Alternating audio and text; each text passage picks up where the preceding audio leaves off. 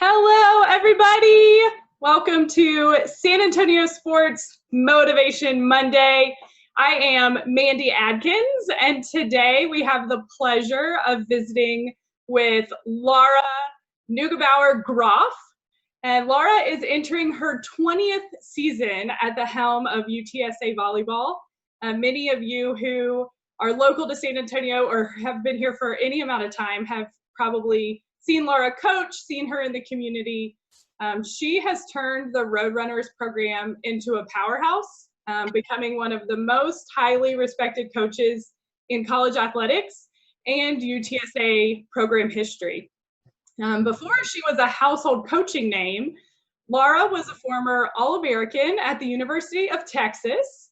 And during her collegiate career, she served as captain and guided the Longhorns to 4 Southwest Conference championships from 1982 to 1985. And in 1992, she was named to the league's all-decade team. And in 2002, the San Antonio Express News named her one of the most influential people in women's sports. So Laura has quite the background in volleyball. She's also a member of the San Antonio Sports Hall of Fame. She was also part of the Jefferson High School inaugural Hall of Fame and distinguished alumni class in May 2007.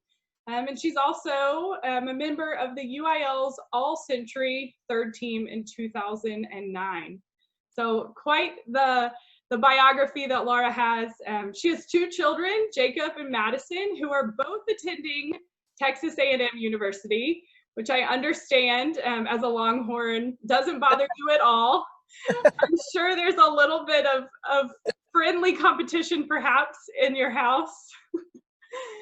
So we're so excited to have you with us today, Laura. As you know, San Antonio Sports' mission is to serve our community, and when the pandemic hit, we saw a real need to create a virtual platform and provide families with the opportunity for free fitness through our website. And so we've done that by providing free programming, and then also wanted to just give people ways to stay motivated. And so that's why we're here today, is just to chat with you a little bit about what has helped you stay motivated during the pandemic and how your life looks right now in the midst of everything. So thanks so much for joining us today.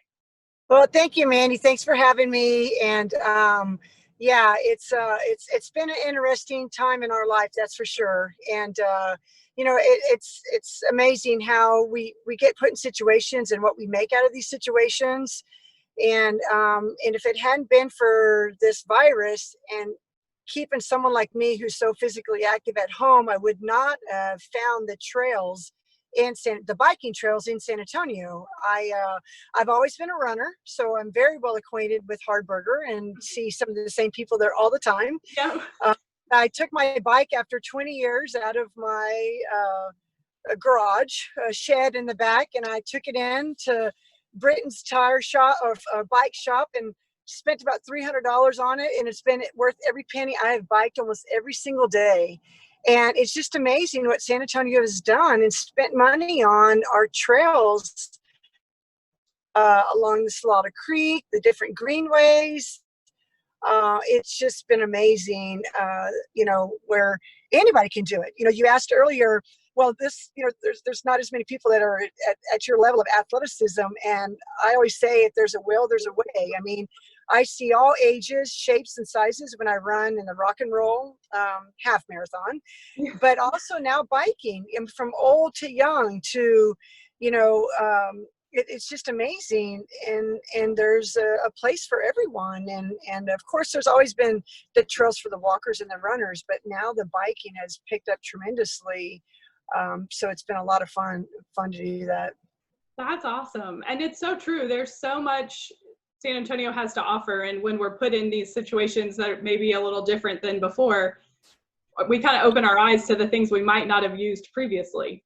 Yeah, well, it's been a struggle, you know, when sitting at home. I mean, I didn't choose this occupation to sit on the computer all day, to have Zoom calls, to not have interaction with my players. I mean, just just to visit with someone in the office every day, to be out on the court, to, you know, have my players come in and talk one-on-one. I mean, it's not the same as talking on the phone or in the Zooms and stuff. And that's been tough. So I just created a routine where I get up in the morning and I do some kind of a workout, and then I put in 2 or 3 hours of work, and then noon I go work out again, either before or after lunch, and then get some more hours in, and then I cook dinner, and then I go exercise again. So it's been a combination of, I made out of a gallon plastic jugs. I put water in them, some sand, you know, kind of like dumbbells and stuff. And I do a CrossFit routine about 3 times a week.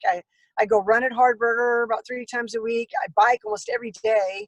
And then in the evenings, I meet friends and we walk all over different areas of San Antonio. And it's just been amazing just, you know, just to clear your mind. I mean, it's once again, I can't sit there all day, and hats off to the people that do that all day. I have so much more respect for the people that take care of all the things that we need to be taken care of behind closed doors, you know, kind of a thing. And while we're on the court, they're managing and taking care of our paperwork. I have so much respect for those people now.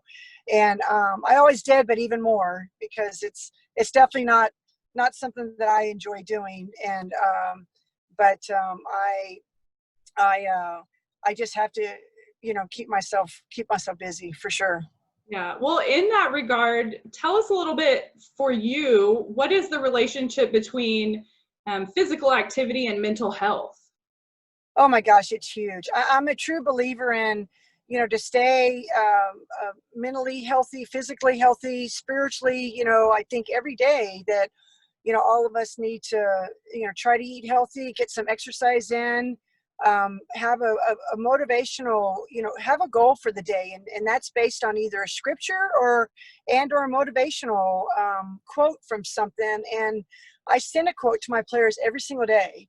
And it, you know, it's something that I want them to either motivate them in the unusual situation that they've been in, because even though they're college athletes, it's still been hard for them to not have someone, you know, on them 24/7 taking care of business, because there is no end to this. You know, it's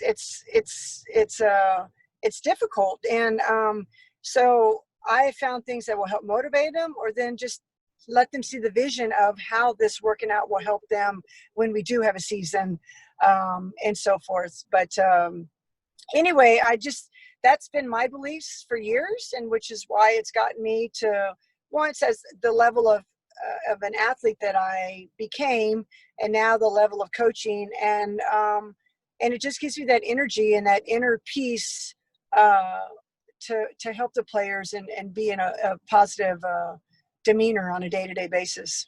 Yeah, absolutely. And kind of expanding on that, in addition to your daily quotes and stuff that you send your players to motivate them, what has been your message to your players to help them to stay motivated during the uncertain times and with all the unknowns coming up? How do you help keep them motivated? It's a different message every day, but basically control what you can control.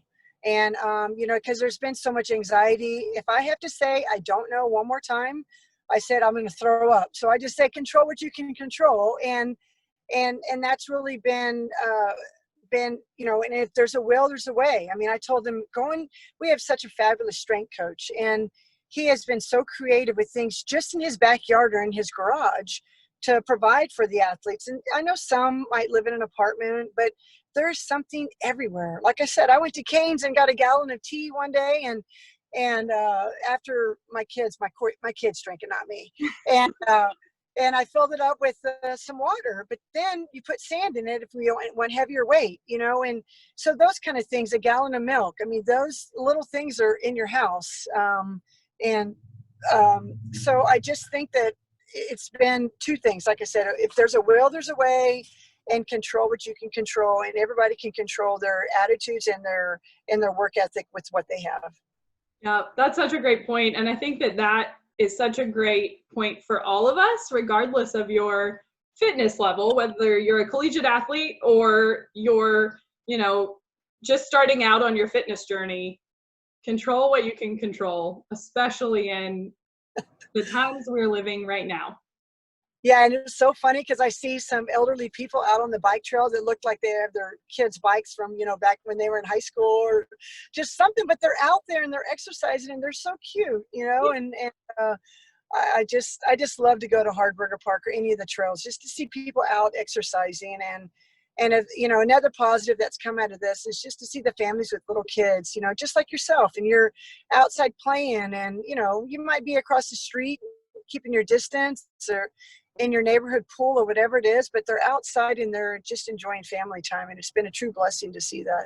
Yeah, absolutely. We've talked in our house a lot about the silver linings, and that's one thing I was going to ask you is, any silver linings from the past few months. And for us, one of those has definitely been the family time, and we've gotten to know a lot more of our neighbors because we're outside walking, and we get to know them from about 10 feet across the street. But yeah, we've definitely gotten a whole lot more active as a family because otherwise we'd all just be sitting in here. Well, more for me on a personal level, I've had quite a few friends that either put on weight at the beginning, for the first month of Corona, realizing I need to get out and walk more, and me going with them or setting a schedule most of the time on a nightly basis has really motivated them and just made me feel better that I'm encouraging people to get out and do that and take care of their own selves. Yeah. So have there been any other silver linings from you, either personally or professionally, during the pandemic? No, not really. I mean, it's been, with a busy lifestyle that I have, it was really cool to have everybody in the household, at home there for a while, both of my kids, and Dwayne and I working out of the house.